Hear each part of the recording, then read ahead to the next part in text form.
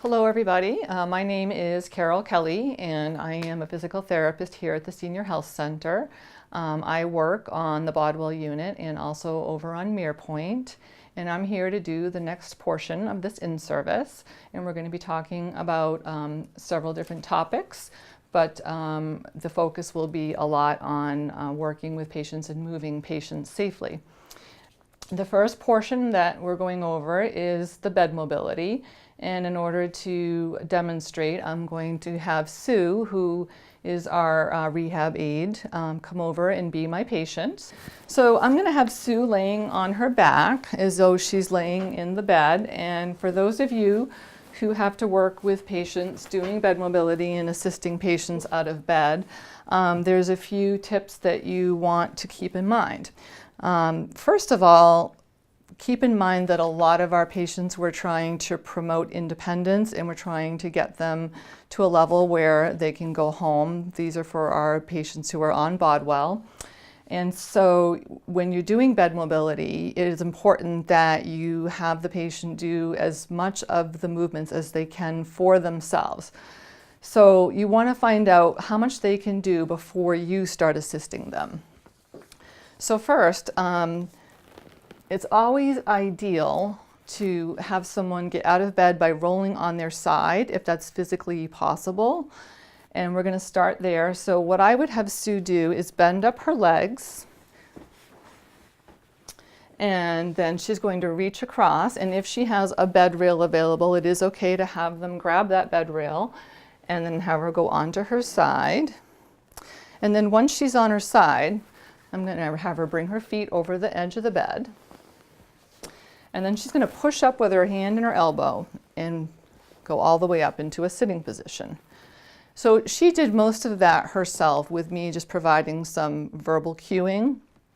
However, we do have patients that are physically impaired when they come to us and they're not able to do a lot of these components on their own, so we do need to give them some assistance. So I'm going to have you lay back down on your back, Sue. So in that case, I'm going to take it step by step, and anything that Sue is unable to do, I will help her with. So if she's having difficulty bending her legs up on her own, I'm going to assist her with getting her legs into position. And then if she's unable to roll herself, I'm going to take her arm and have her reach across. And I usually grab the hips and behind the shoulder and help roll her over. And then I can also help her get her feet over the edge of the bed. And then if she starts to push and she's unable to push herself up, that's where I want to assist her up to a sitting position. Okay? And a lot of your patients, if you do it with this technique, rolling to the side first, you'll find that you can do a lot more on your own with less energy than if you use alternate techniques, which could take two people to get someone out of bed. So this could take somebody who would normally be a moderate or a maximal assist to get out of bed to down to a minimal assist. However, keeping that in mind that sometimes people cannot get onto their sides, maybe they've had a recent hip surgery, maybe they have Parkinson's, they're very rigid, they can't roll easily, maybe they've had a stroke. So for those situations, we sometimes do have to use a second person, or we have to get up with an alternate technique. So Sue, go ahead and lay back down on your back, please. So in that situation, I really don't have much of a choice than to try to segmentally get Sue as close to the edge of the bed as I can. And she's helping me a bit there, but some of our patients are going to need a lot more help for you to do that. And then once I have her close to the edge, I'm going to swing her legs around. And then I'm going to grab behind the shoulders and help pull her up and try to get her into a sitting position. Now, if I can do that myself without injuring myself or the patient, that's wonderful. However, sometimes it is too much for one person to use this technique, and in that case you're going to want to grab a coworker and have them come in and have somebody behind the patient and somebody in front and have two people assisting the patient into that sitting position. You have a lot of times draw sheets or pads on the bed, and those can be helpful for swinging people around if you need to swing them and then push them up to a sitting position. So use those whenever you need to. The other thing to keep in mind is in terms of watching your own body mechanics, always put the height of the bed to the level that works for you. So Sue, go ahead and lay down one more time. This is actually a little low for me, so if she's in a hospital bed, I can certainly use the bed controls to bring the bed up higher and bring it to the level that's more comfortable for me to help move her. So this would be a more comfortable position for me. If you have two people working with the patient, let's say we need to get Sue pulled up into the bed towards the head of the bed. First of all, to do that with one person, I would have Sue bend up her legs, and I would see if she's able to do this herself with some cueing. And what I do is I basically anchor the feet on the bed, and she can either push off the bed or she can grab the bed rails if that's available to her, and see if she can lift her bottom and scoot herself up. And by me holding her feet down, I'm preventing her feet from sliding so that she can do this. If I try this and she's not budging and she can't lift her bottom or she can't move up at all on her own, then I know I'm going to need to get a second person to come and help me. So in that case, you're going to have one person on either side of the bed, and you'll use your bed pad that's under the patient, if you have it, which most patients do. And you would just grab the bed pad and make sure that you separate your legs out to widen your base of support. And you also want to make sure when you grab the bed pad that you have your palms facing up rather than down. Okay, your wrist flexors are stronger and more efficient than your wrist extensors, so it's better to use your palms up. And you grab that pad, and then on the count of 3, you're both going to pull up, shifting your body weight in that direction. Okay. With 2 people, if you need to adjust the height of the bed, you always want to adjust the height to the shorter person, because if the bed is too high, the shorter person can't really get taller, but the taller person can always squat down a little bit and bend their knees to do the lifting. So always go by the height that's comfortable for the shorter person. So the next topic is transfers, and we're going to be going over different types of patient transfers, and a lot of you will be doing patient transfers as part of your job, and how you do these transfers is going to make a big difference in how it works for your patient and how it works for you. So I'm going to grab the walker, and we'll go over the walker transfers first. So if I want Sue to stand with the walker and get over to the chair, the first thing I want to do is make sure that she doesn't pull up on the walker, because a lot of patients, as soon as you put a walker in front of them, they want to put their hands on it and they want to pull up on the walker to stand. So go ahead and pull yourself up. And you can see that if you do that, it could potentially tip and it could throw them off balance. So we want to try to teach them to push from the surface that they're sitting on. So first, let's just say she has no problem. She's able to stand up by pushing off the surface. Then I'm going to have her grab the walker.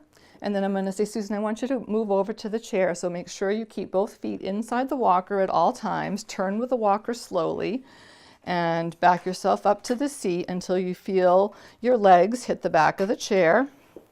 And then I want you to reach back for the chair and sit down. Okay, and she did that without any difficulty, just with verbal cueing. But let's say that Sue has some difficulties with standing because she maybe has some weakness in her leg muscles. So she goes to stand and she goes to push off the chair and she can't get up. She tries, it just isn't working. So before I assist her to stand, I'm going to try a few techniques to see if she can stand without my help. So the first thing I want you to do is scoot your bottom closer to the front of the chair. So get them as close to the front of the chair as they can get comfortably. And then make sure their feet are underneath them somewhat and not way out in front. Just pull those back a little bit. And then still push from the chair. And now I want you to lean forward and think nose over toes and bend forward as far as you can comfortably and push up. And now she's going to be able to stand up and then grab that walker. So that's the first thing you want to do if a person is unable to stand when they attempt to stand on their own. Now go ahead and reach back for that chair and sit back down. But let's say I go through all of those steps and she's still unable to stand. So go ahead and scoot to the front again. Lean forward. She starts to stand and she's still not quite making it up there because she just doesn't have the strength. Well, now I'm going to give her a little scoop under her buttocks and I'm going to assist her up to stand. All right, now she's up and then she can start turning towards the bed. And in this case, since I know her legs are a little weak, I want to just make sure that I stay close to her. And she backs up all the way, and then you're going to reach back before you sit and sit down. Okay, so that's how you want to use the walker for your transfers. So I'm going to get rid of this. And then we're going to go over some transfers for people that are not using walkers. Sometimes people are not at a point where they're able to stand with a walker. And I'm going to use the transfer belt to assist me. Now with the transfer belts, you want them to be really snug because otherwise when you go to grab them, they can slide up. And so sometimes you can even have the patient take a deep breath. So Sue, take a deep breath in and you can snug that belt up as long as you're still able to breathe. And then you're going to tighten it up. Okay. All right, now, whenever possible, when you're doing transfers without a walker, if you can, you want to go towards their strong side or their uninvolved side. So we're going to assume that this is Sue's uninvolved or stronger side. I'm going to pull this chair up close, and we're going to do first a stand pivot transfer. So I want one foot somewhat in between her 2 feet, and I want the other foot towards the direction that I'm going. I'm going to grab hold of the belt and I'm going to have Sue grab onto my waist like she's giving me a bear hug. And on the count of 3, Sue, we're going to rock and we're going to stand up. 1, 2, and up. And then once she's up, we're just going to slowly turn to the chair. She's going to reach back. And you notice when she sits, I'm going to bend my knees and not bend at my waist to help her down into the chair. Okay, now let's say Sue is unable to do a full stand. She's not strong enough to do a full stand. So now we're looking at doing what we call a partial stand or squat pivot transfer. So if you have a wheelchair where the armrest can come out, you're going to remove that armrest. You're going to get that wheelchair, which is pretty close to where you're going. And we're basically the same technique, only she's not going to be standing up all the way. So my foot, 1 foot in between, 1 foot where I'm going. And then there's 2 ways you can do this. I can have Sue reach over for the surface that she's going to. And if she's not comfortable with doing that, then she can do the grab around the waist. So Sue, when on the count of 3, we're just going to go from the chair to the mat. 1, 2, 3. And you see she did not stand, it was just a squat pivot. But you don't want to have that armrest in your way if possible, because if she doesn't get up high enough, you don't want to be bumping into the armrest when you do the transfer. Okay? How was that okay? Awesome. You did a great job. All right, so you could have somebody that it needs varying levels of assistance. It could be minimal, moderate, or maximal. You have to decide what you're comfortable doing. If that person seems like they're too heavy of a lift for you, then you should not be doing it by yourself. You need to either get the assistance of another staff member, or we need to find an alternate technique to be transferring that patient. All right, let's take this off.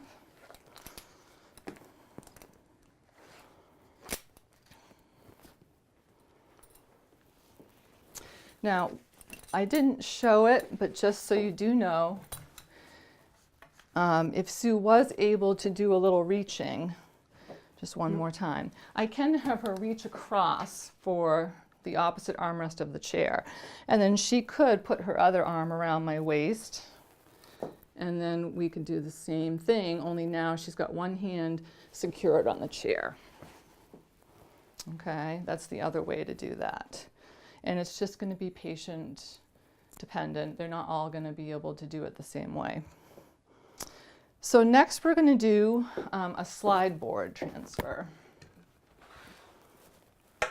And we have some patients that it's usually our patients that are non-weight bearing and they can't put any weight on their foot, or even what we call a touchdown or toe touch weight bearing, where their toes can be on the floor for balance, but they're not allowed to put weight on. And a lot of these patients just do not have the ability to stand or even do squat pivot transfers with only one leg on the floor. So for these people, we can use a slide board. And actually, it can happen with people who just are so incredibly weak when they come in that they just have no leg strength, and this is the only way that they can safely transfer. So with the slide board, again, you're going to always remove the armrest of the wheelchair. And we're going to slide this under her thighs. Now, you don't want it really up high under the buttock, because as soon as she starts to slide across, she's going to start coming forward, and she could potentially slip off the board and end up on the floor, which we do not want. So always put it under the thigh. Now, this is also a little high. If you, well, yeah, it's going to be high. If you can get the bed to be at the same level as the chair, so they're not having to go uphill, that's ideal, but that's not always going to be the situation. There will be times where they will have to go uphill. So we're going to just try this. Now, I'm going to give her instructions first. So Sue, I want you to put your hand flat on the board. Don't let them put their fingers through the hole, because when they start to slide, they're going to smush their fingers under the board. So just flat on the board. And then in this case, if she can put weight on both feet, she can push off both feet. And I want you to start pushing up the board, Sue. And you can even lift your bottom a little bit if you can. And they just slide their way up the board all the way until they're on the mat.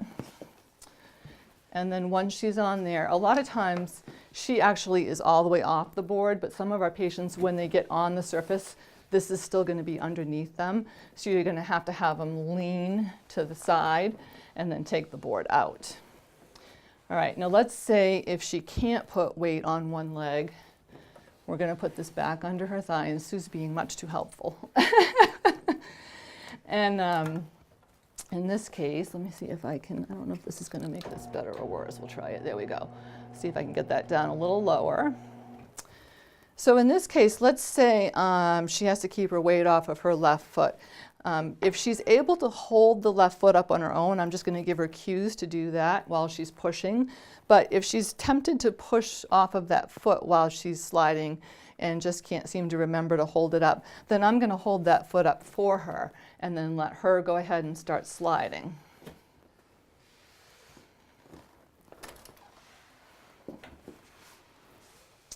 Okay, and of course she demonstrated that beautifully, but some of our patients are not going to be able to do that whole process themselves.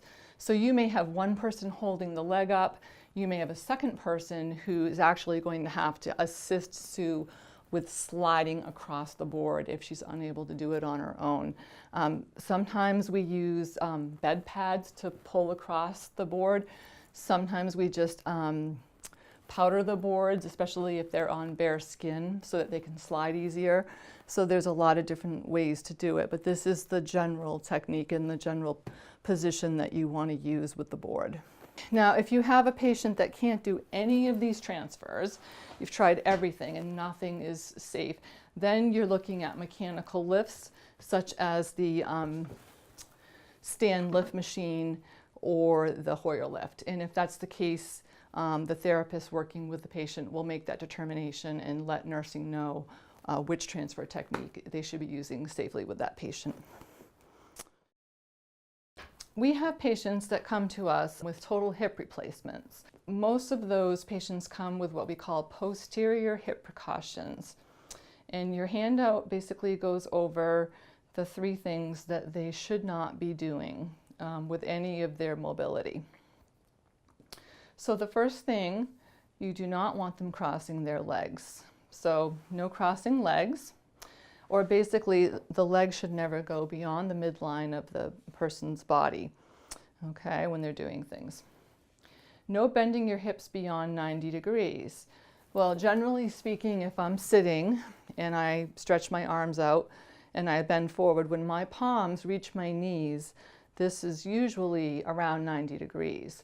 So if you think about that, if this is as far as I can bend forward, that's going to change the way that patients have to do things, because they can no longer reach to the floor to put their socks on or their shoes on, or to pick objects up off the floor. So this is where the occupational therapist will be helping patients by using adaptive equipment. Reachers, sock donners, pretty much those 2 things are the biggest things that they use to make sure that they can do the things they need to do without bending forward.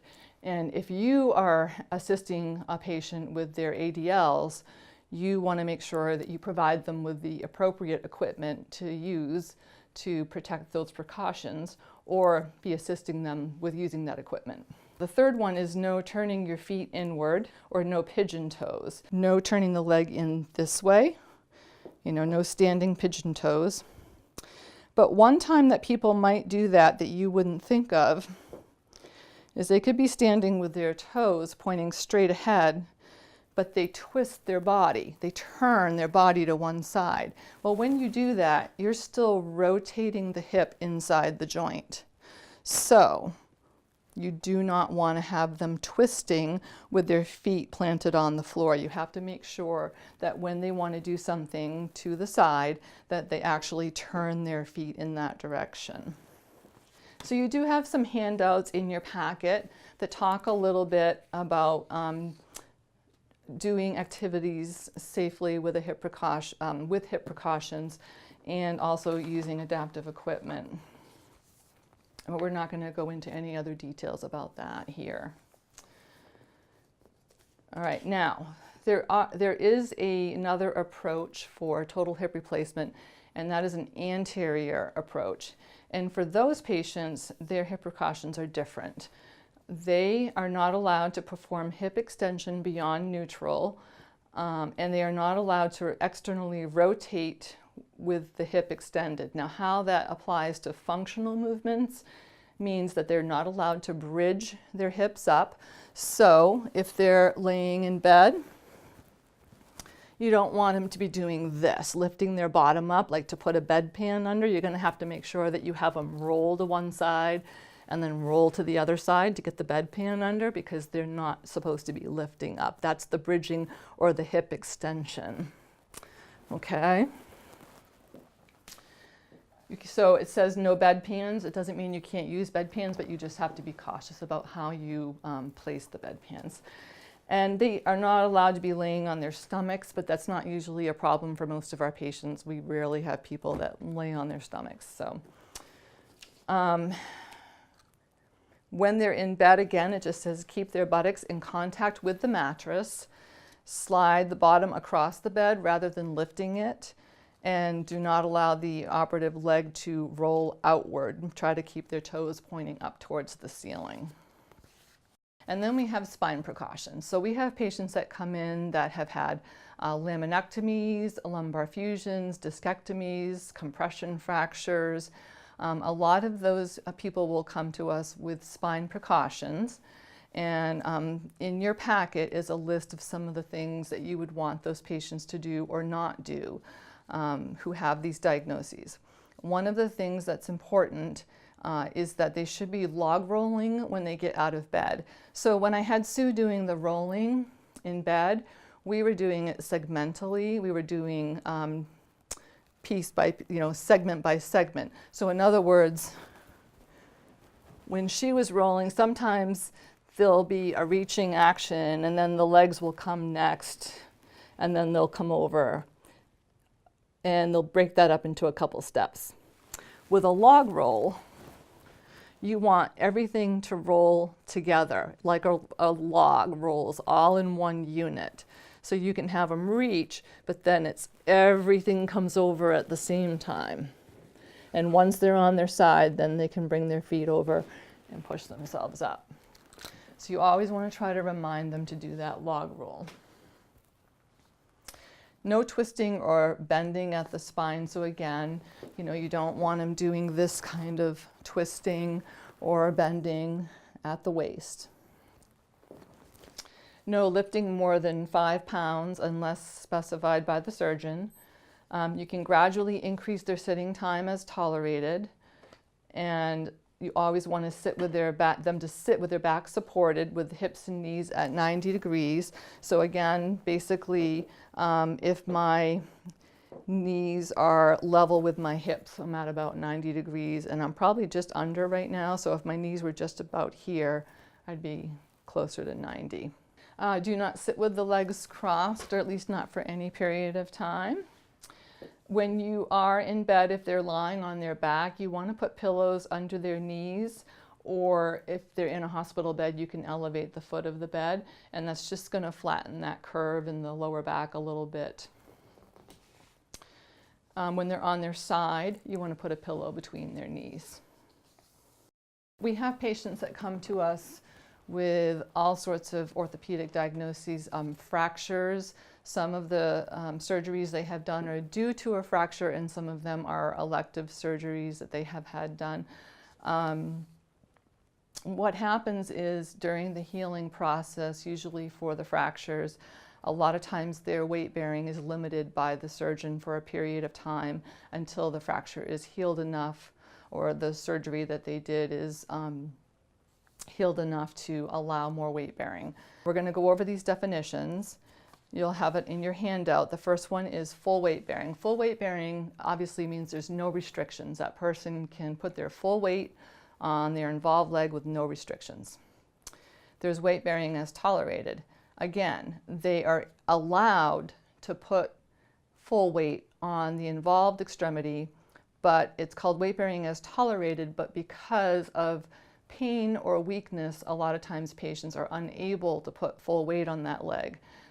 So they're putting whatever they can tolerate on that leg. Partial weight bearing is the tricky one. This is the one where people come in and typically it means that they are allowed to put less than 50% of their body weight on the involved leg at any time. And this is probably where we see the most non-compliance.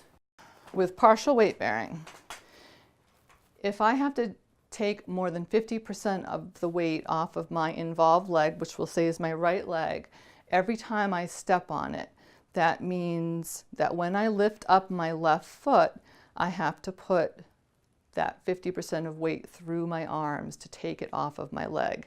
That's a lot of weight. So I have to really push down as hard as I can and then bring that left foot forward. So there's a sequence. The walker comes first, the involved leg comes next, and then it's pushed down as hard as you can on the walker, and then bring the left foot forward. One more time, it's walker, right foot, push down on that walker as hard as you can, and then bring the left foot. So it's a 3-point gait pattern. And what we often see happening is, we'll maybe watch, Mrs. Smith walking to the bathroom, and she's doing this, and she's walking along like this. And there's no way when you see somebody walking with that type of normal walking pattern that they can be partial weight bearing and take 50% of the weight off of their leg every time they step. So this is very important that whoever works with these patients, if you're the one taking that patient to the bathroom or to the sink, or whatever you're doing, that you're cueing them to do that partial weight bearing technique each time to protect that leg until it's healed. Okay, so toe touch weight bearing basically means their toes, when they're standing, can be on the floor for balance only, but there's no weight.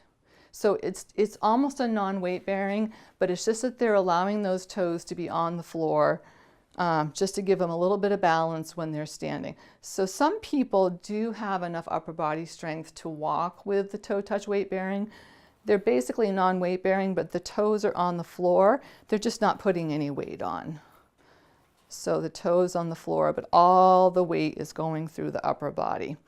Many of our patients just do not have the upper body strength to be able to pull that off. So a lot of times the patients that we have that are toe touch or what we call touchdown weight bearing, basically the same thing, are not walking. Sometimes they're only performing transfers from bed to chair or bed to commode and getting around in a wheelchair until their weight bearing status is increased. And then non-weight bearing is, again, non-weight bearing. No weight on that leg at any time. So if they stand, they have to be able to stand with that leg up in the air. And once they're on their feet, they have to have that leg up in the air. And if they're going to walk, they have to be able to hop. Okay, that is your non-weight bearing. So again, if they're unable to do any piece of that, then they're not going to be able to walk while they're non-weight bearing, and they may need a lot of assistance doing their transfers to make sure that they're not putting weight on that leg.